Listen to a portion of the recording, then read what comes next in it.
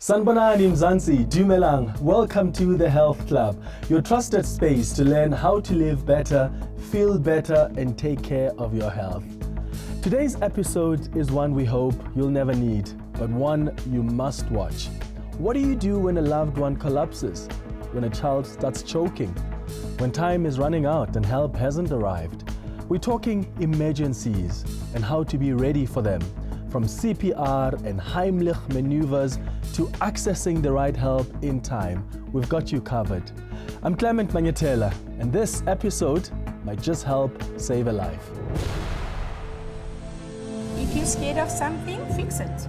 Enroll in a course, see what is the right way, and it's very easy and simple. We do discover a lot of times that people are misinformed. Yes, I do know what CPR is. I don't know what it stands for, but I know what CPR is, yes. I do, but I would not know how to facilitate it. Today, we're stepping into a conversation that's about acting fast, thinking smart, and being prepared. Emergencies can happen anywhere, at home, at work, even in a taxi. And in those moments, the actions we take or don't take can make all the difference. But don't worry, we've made it simple. We spoke to everyday South Africans and medical experts to understand how you can respond when life throws the unexpected. Let's take a look at the following.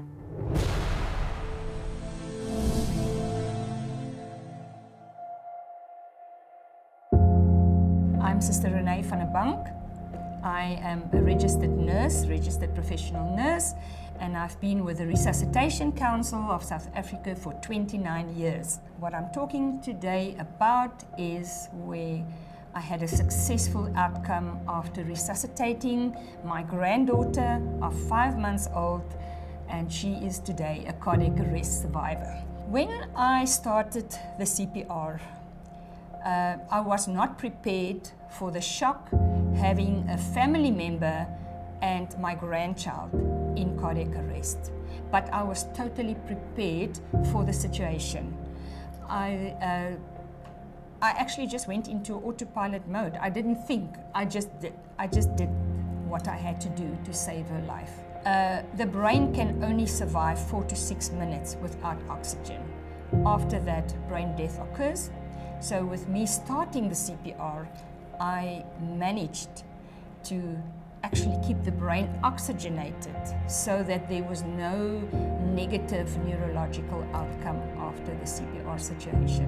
And since 1996, I have redone my course every 2 years. Eventually, I became a Resuscitation Council CPR, Basic Life Support Instructor, because I felt the need to train the public. There's no need to be scared.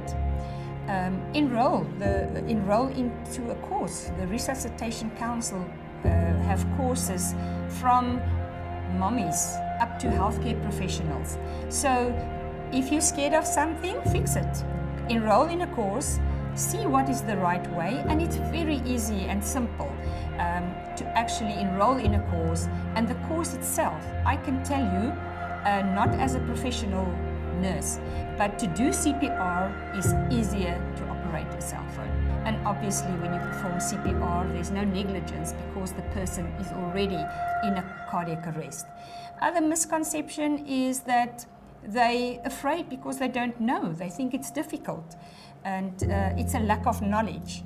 So to clear all those things out, go for a course.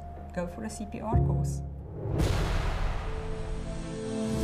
It's really incredible how much a few steps can change the outcome of an emergency, and we're only getting started.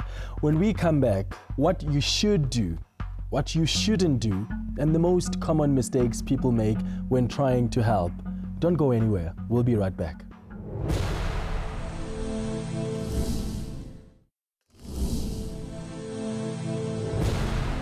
Welcome back to the Health Club. So far, we've heard powerful stories that remind us just how fragile and precious life can be. But when emergencies hit, who shows up first? And are we prepared before they do? Joining us now is someone who knows exactly what it takes to respond in moments of crisis. Nkosinathi Hlongwane is the CEO of You Are Cared For EMS, one of South Africa's few black-owned ambulance services and a true leader in emergency medical care. Nkosinathi, thank you so much for joining us. Thank you so much for having me. Let's start with what you do at You Are Cared For EMS. Okay, You Are Cared For EMS, it's a private ambulance services. So what we do is that we are there to aid the current shortage that is there within the space of emergency medical services. Normally, the first responder or the first person to act whenever there is some form of medical crisis, it would be your government hospital, government ambulances. Yeah. However, it so happens that there is a shortage in the country, so hence we have been outsourced to assist the government ambulances. So what we do in the sense is that we are there to, like for instance, if there's a motor vehicle accident, we respond rapidly.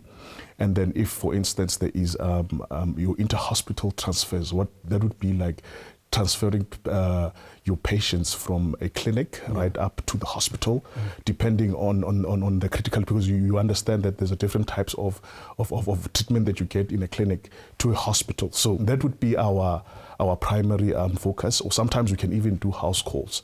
And depending on whether you have medical aid or not, we are able to outsource based on that. So that's our field of work. And speaking about like going to homes as well, do you find that people actually understand what ambulances are there for, what emergency services are? No, to a great deal, we do discover a lot of times that people are misinformed. However, sometimes someone may think that a certain incident is it's an emergency, but to then realize that what's an emergency to somebody, it may not be an emergency in our industry. Yeah. So there are certain things that one has to go through and check, like the knowledge behind the emergency medical sector. Based on the communities around us, it's quite scarce. People are not yet well informed concerning that. Normally, someone would just pick up a call because they just see something has happened, to their loved ones or something, without properly assessing if that call may need an ambulance. Because what happens sometimes is that if an ambulance would go out and then goes to an incident which is not that critical, someone out there who needs the service, because as I expressed earlier on, is that there's a shortage of ambulances. Yeah. However, whenever you call out for an ambulance, we tend to ask the relevant questions to see if it's a priority case. Because what we normally do is that we need to prioritize every patient that we come across. We need to prioritize whether they are, like for instance, we'd call it a P1 patient, that is your priority 1 patient. That is the critical patient that we come. Then you'd have up to priority 4.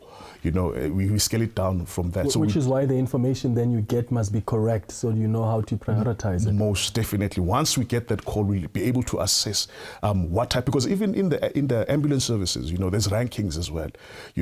The type of individual that must come to come in and assist, even they are ranked. You've got your basic life support, you've got your intermediate life support, and right up to the advanced life support, who's like more of a sort of a doctor. And sometimes it can even escalate to even a helicopter coming on the scene, depending on how severe the rapid response is needed all the time. So your response then is informed by whatever information you receive. So how do we tick the boxes?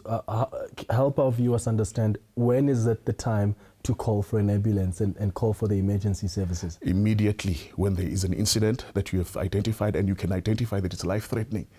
You don't waste time, because in the EMS sector, time is critical. Those seconds can mean a difference between life and death.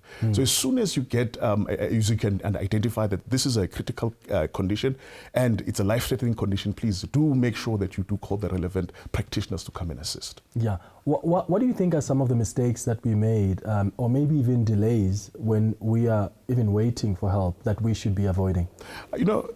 Sorry to put it like this, Clement, but especially when it comes to our black communities, most of us are afraid of health treatment. Sometimes somebody would be afraid to go to the hospital to get checked up or whatever. And sometimes we tend to delay the process, and that delay is actually causing more harm than good. And that is the the ideal part of the emergency services is that we need to ensure that we push that we do not cause more harm or put the patient at a risk.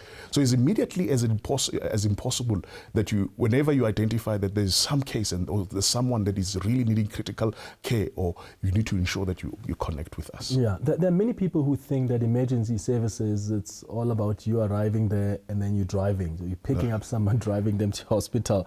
What goes into preparing your team for these high pressure situations? Yes, as much as you are saying that they're high pressure, because you must remember before a patient is seen by anyone else, we see the patient in their critical stage. You know, we are the ones that come to the patient, and we are the ones that try to alleviate as much as possible. It's either the injury or the illness that is involved. So when we come, we need to prepare them. We need to prepare them psychologically. We need to prepare them so that they can be able to handle the pressures, because there are pressures. Sometimes even the community can become a pressure. You know, when you're driving into a community, sometimes they don't understand, you being there, that you came to aid the community, not because of maybe they found that maybe there was a delay prior and then they are trying to fight with us. And these are the things that we tend to find. But however, we have come to aid someone. We have come to help somebody in that sense. So what we do then is that we take them up for psychological treatment and then try to ensure that they're always in a good state of mind whenever they work, because it does get to somebody, it does get to you whenever you see this type of incidences all the time. You know, sometimes you are coming into a crash and it's devastating sight, but you have to deal with that, put your emotions aside and go there and work with that to ensure that you save a life. And that's what's important after all. What do ordinary citizens need to do better in emergencies while waiting for ambulances? Are there any life-saving actions that we often overlook? Most definitely. Most definitely. I believe it could be that maybe we do not have the proper skills, the skills like, your first aid skills. We call those the first responders. These are the people that come to the scene before even any form of medical practitioner comes along. They are the ones that come to see the scene, and then they come and they assess the scene, and they are able to assist the patient there. So however, we tend to find that most of us do not have the skills that are required. Because remember, when it comes to medical, you need to know what you are doing. Because should you do something wrong, that is a life that is and it could be that it's a life that is on life support, and then you have come and then you have not given the proper medical attention to that, or the proper necessary things that you're supposed to do. However, then there are skills that are important that one has to have. Like for instance, things like your CPR, how to perform CPR. It's very important. Normally, we practice on a mannequin and to ensure that you do it properly.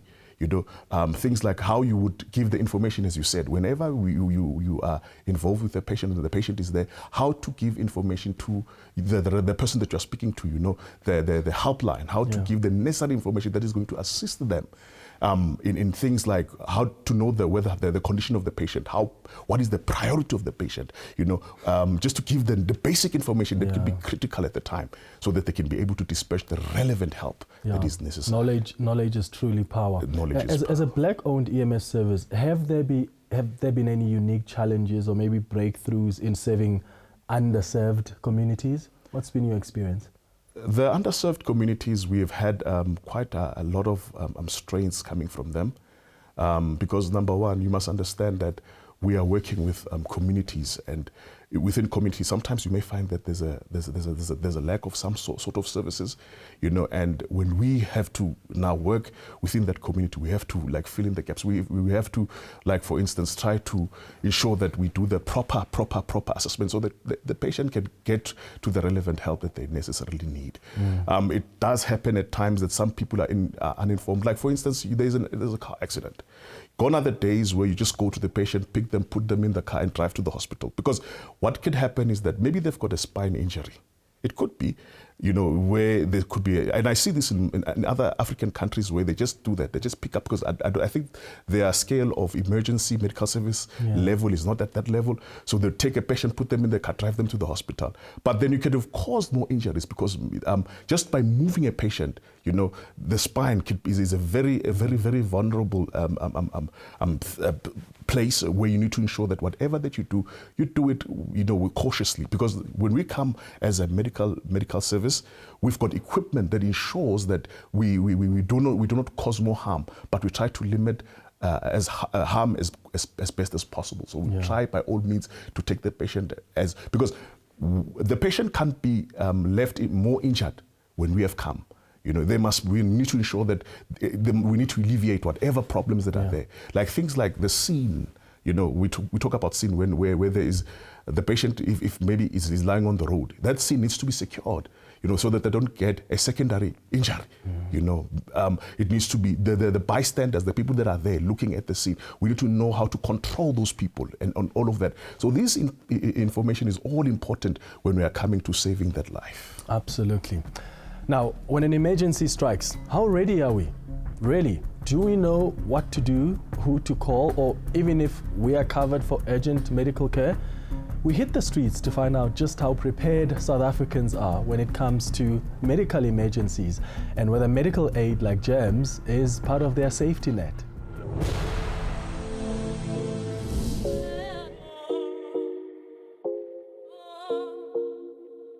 Yes, I do know CPR, yes. I don't know what it stands for, but I know what CPR is, yes. I do, but I would not know how to facilitate it. I know what CPR is, but I've never been in a situation where I need to perform CPR. Cardiovascular response. It basically works when the heart of a person starts to stop, and the other one comes and pumps it so that it can continue to beat again. Oh, okay. Yeah, I do know it. Like, yeah. I have no idea, bro.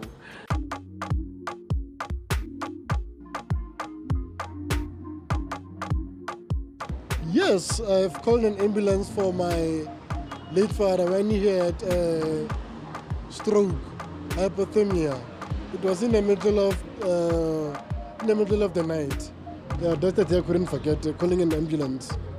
I think my friend's dad was sick, so I was visiting her and she was there and the mom called the ambulance. Ke kile ka founela ambulance ke hopola abuti wa ka o na le metsi, so e ne le ka bo ma 6 PM, so re founetse ambulance maybe 3 times, sabi 3 times be ba araba ga ba jwetsa like everything ho etsaetseng, then be ba re ba ya tla. Unfortunately, ba fihlile after 3 hours, then be ba complaina ebile ba like ba re shout or like ha ga ba specific go etsalang, it's a minor injury, tlamehile re misitse sepetlele ka bo rona. Oh, when I was still young, I encountered that problem whereby I need to call an ambulance, but the ambulance delayed because of what? The reason why the ambulance delayed it is because it was a public. You understand what I'm saying?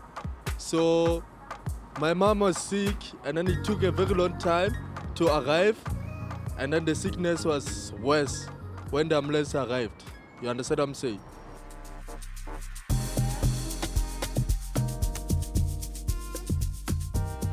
If someone collapsed in front of me or had a seizure, I would most likely call an ambulance because I am not trained. I wouldn't know what to do. I'll just look and panic a bit, but I'll call for help.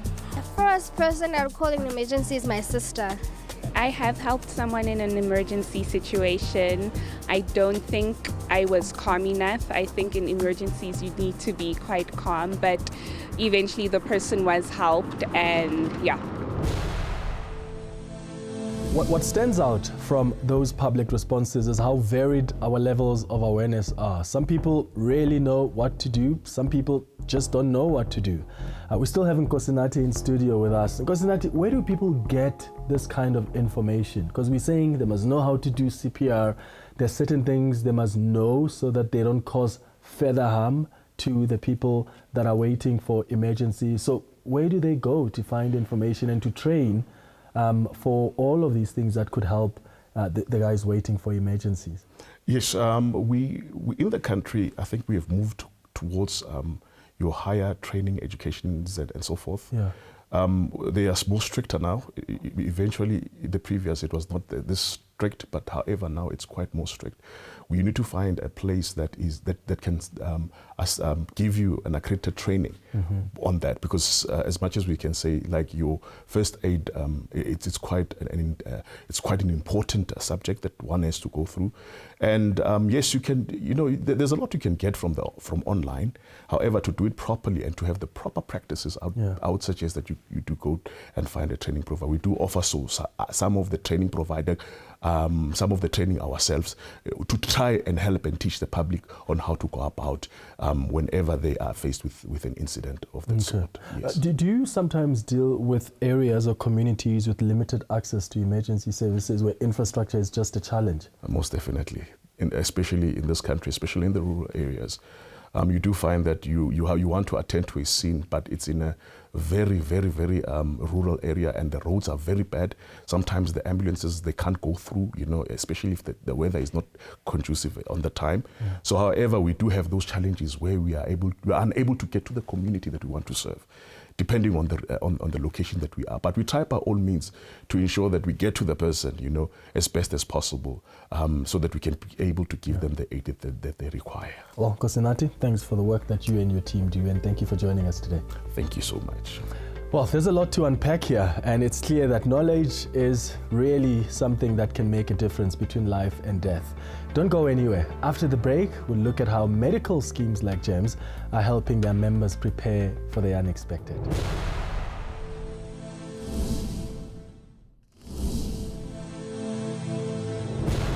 Welcome back to the Health Club.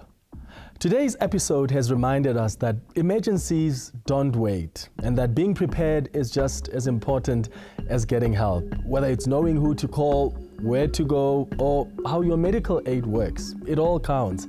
That's why medical schemes like GEMS are investing in ways to empower their members during life's most critical moments. Let's take a look at what GEMS is doing this week to keep members protected, informed, and ready. In this edition of GEMS News, we talk about being prepared for medical emergencies. Emergencies can happen without warning. A quick action can save lives. Knowing how to respond swiftly in crucial situations such as choking, cardiac arrest, or sudden illness can save lives. Skills like CPR, basic first aid, and recognizing emergency signs are vital for everyone. GEMS encourages members to equip themselves with these essential life-saving skills. Being prepared today could save a life tomorrow. GEMS provides 24-hour unlimited emergency medical assistance for our members. We aim to be there for you and your loved ones when you need us most. Call the GEMS emergency number on 0800 44 4367. Should you need assistance in an emergency. For more information on first aid and emergency preparedness, visit the GEMS website or contact us through our social media platforms. As we wrap up this season of the Health Club, we want to thank you, our viewers, for being part of this conversation.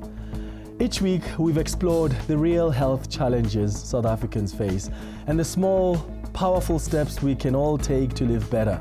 From fitness and mental well-being to emergency care and aging with dignity, it's been an honor to walk this journey with you. To our partners at GEMS, thank you for your unwavering support. This show has never just been about medical aid. It's been about access, empowerment, and care. And while this season ends here, the journey doesn't. GEMS remains your trusted partner, working towards a healthier you. Until next time, stay well, stay informed, and take care.